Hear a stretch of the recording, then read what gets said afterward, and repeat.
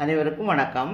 நம்ம இன்னைக்கு தலைநீர் கோத்தல் அது சம்பந்தமாக தலையில் வரக்கூடிய பிரச்சனைகளுக்கு தேங்காய் எண்ணெயில் இந்த மருந்துகளை போட்டு எப்படி காய்க்கலான்றதை பார்க்கலாம்.